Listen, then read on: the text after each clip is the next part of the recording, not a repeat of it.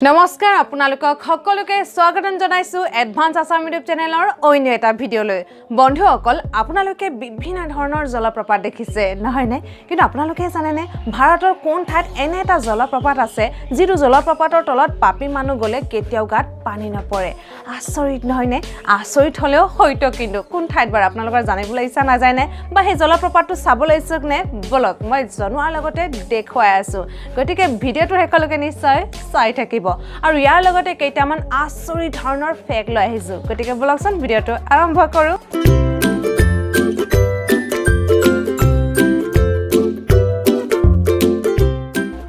বন্ধুসকল যোৱাবাৰ আপোনালোকৰ বাবে আগবঢ়োৱা প্ৰশ্নটো হৈছে ভাৰতৰ সকলোতকৈ পুৰণি ফুটবল ক্লাবটোৰ নাম কি ইয়াৰ উত্তৰটো হৈছে মোহন বাগান যিসকলে অংশগ্ৰহণ কৰিছে তেওঁলোকক বহুত বহুত ধন্যবাদ এতিয়া আহকচোন আজিৰ খণ্ডটোলৈ আগবাঢ়ো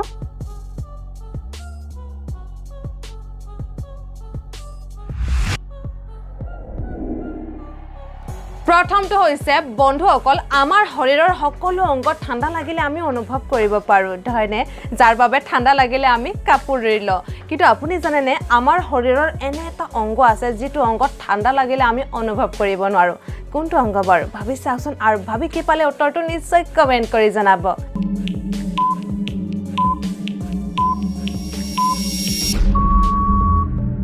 আমাৰ শৰীৰৰ চকুত ঠাণ্ডা লাগিলে আমি অনুভৱ কৰিব নোৱাৰো কাৰণ আমাৰ চকুত টেম্পাৰেচাৰ ৰিসিপ্টাৰ সেল নাই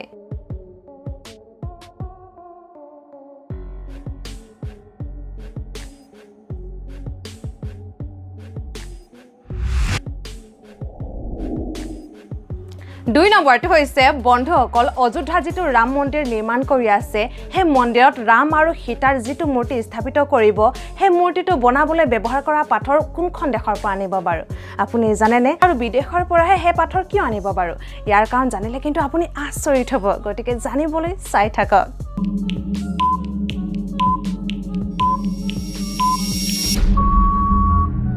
অযোধ্যাত বৰ্তমান যিটো ৰাম মন্দিৰ নিৰ্মাণ কৰি আছে সেই মন্দিৰত যিটো ৰাম আৰু সীতাৰ মূৰ্তি স্থাপিত কৰিব সেই মূৰ্তিটো বনাবলৈ নেপালৰ গাণ্ডাকী নদীৰ পৰা পাথৰ আনি ব্যৱহাৰ কৰিব কাৰণ সেই নদীখন পবিত্ৰ বুলি বহুতো ধৰ্মগ্ৰন্থত উল্লেখ আছে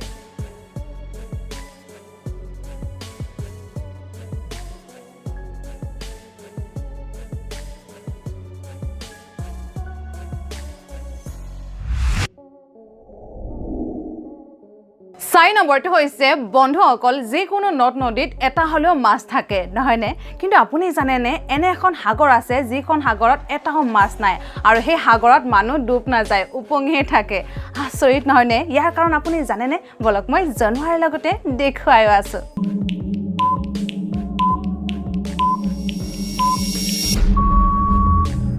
ডেড সি নামৰ সাগৰখনত এটাও মাছ নাই কাৰণ সেই সাগৰৰ পানীত নিমখৰ পৰিমাণ বহুত বেছি মানুহৰ ডেন্সিটিতকৈও বেছি সেইবাবে মানুহ তাত ডুব না যায় উপঙিহে থাকে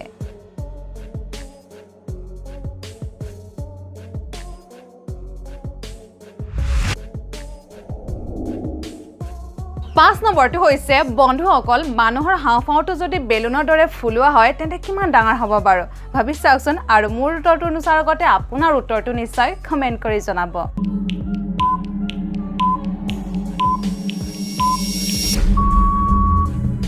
মানুহৰ হাওঁফাওঁটো যদি বেলুনৰ দৰে ফুলোৱা হয় তেন্তে এখন টেনিছ কোৰ্টৰ সমান ডাঙৰ হ'ব চাওকচোন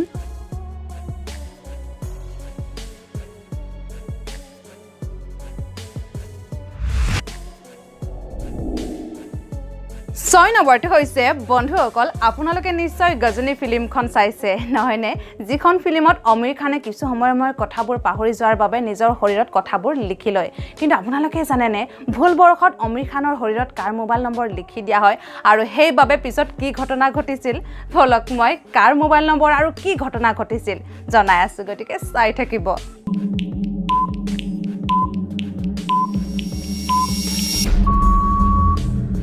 গজনী ফিল্মখনত অমীৰ খানৰ দেহত ভুলতে কৰ্ণাটকৰ এগৰাকী ডক্টৰৰ ফোন নম্বৰ লিখি পাইছিল যাৰ বাবে ডক্টৰ গৰাকীলৈ বহুতবাৰ ফোন যোৱাত বিৰক্তি হৈ কেছ কৰিবলৈ ওলাইছিল কিন্তু প্ৰডিউচাৰে যথেষ্ট পৰিমাণৰ টকা দি তাতে কেছটো সমাধান কৰিছিল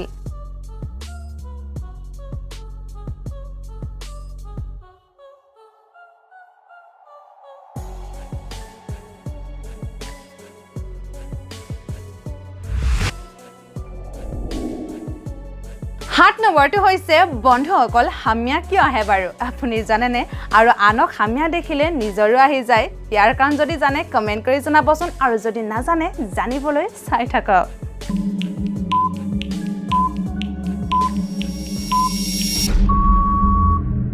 বেছিকৈ কাম কৰাৰ ফলত মগজুৰ উত্তাপ বাঢ়ি গলে হামিয়া আহে আৰু শৰীৰত যদি বেছিকৈ অক্সিজেনৰ প্ৰয়োজন হয় তেন্তে হামিয়াৰ যোগেদি অক্সিজেন গ্ৰহণ কৰে আৰু কাৰোবাক হামিয়া দেখিলে আমাৰ মিৰৰ নিউৰন এক্টিভ হৈ পৰে যাৰ বাবে কাৰোবাক হামিয়া দেখিলে আমাৰ মগজুৱে নকল কৰে আৰু নিজেও হামিয়াই পাওঁ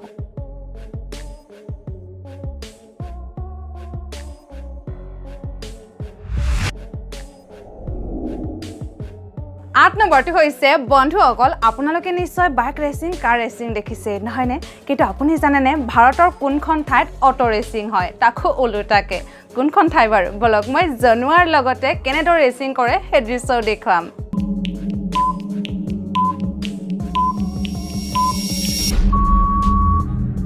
মহাৰাষ্ট্ৰৰ হৰিপুৰ নামৰ গাঁৱত অটো ৰেচিং হয় তাকো ওলোটাকে চাওকচোন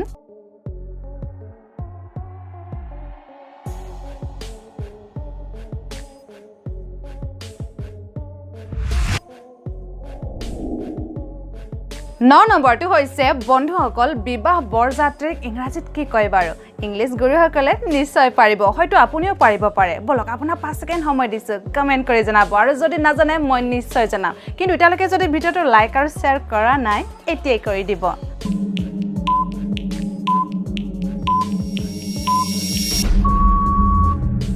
বিবাহ বৰযাত্ৰীক ইংৰাজীত মেৰিজ প্ৰসেছন বোলে এতিয়া জানিলেনে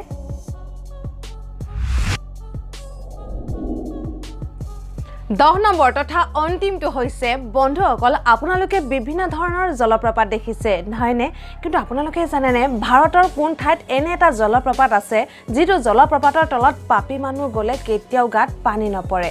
আচৰিত নহয়নে আচৰিত হলেও হয়তো কিন্তু কোন ঠাইত বাৰু জানিবলৈ ইচ্ছা নাযায়নে বা সেই জলপ্ৰপাতটো চাবলৈ ইচ্ছুকনে বলক মই জনোৱাৰ লগতে দেখুৱাই আছো গতিকে চাই থাকিব আৰু আপুনি যদি মোক আজি প্ৰথম দেখা পাইছে অৰ্থাৎ এই চেনেলটোত নতুনকৈ ভিজিট কৰিছে তেন্তে এনে ধৰণৰ লাগতিয়াল তথ্যবোৰ পাই থাকিবৰ বাবে এই চেনেলটো নিশ্চয় সাবস্ক্ৰাইব কৰি ল'ব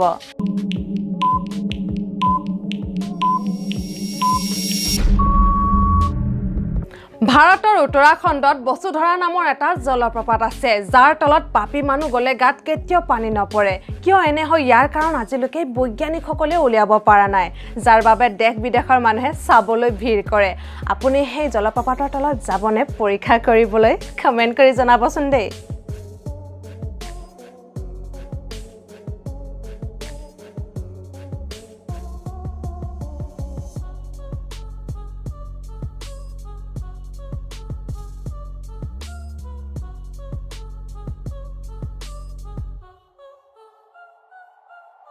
বন্ধুসকল প্ৰত্যেকবাৰৰ দৰে এইবাৰ আপোনালোকৰ বাবে এটি প্ৰশ্ন আগবঢ়ালো প্ৰশ্নটো হৈছে কোনবিধ জীৱৰ খাদ্য আমি ডকাইতৰ দৰে কাঢ়ি খাওঁ কোনবিধ জীৱৰ খাদ্য বাৰু ভাবি চাওকচোন এবাৰ কিন্তু কোনো অপচন নিদু ইয়াৰ শুদ্ধ উত্তৰটো পৰৱৰ্তী খণ্ডত ঘোষণা কৰা হ'ব ভিডিওটো চাৰ বাবে ধন্যবাদ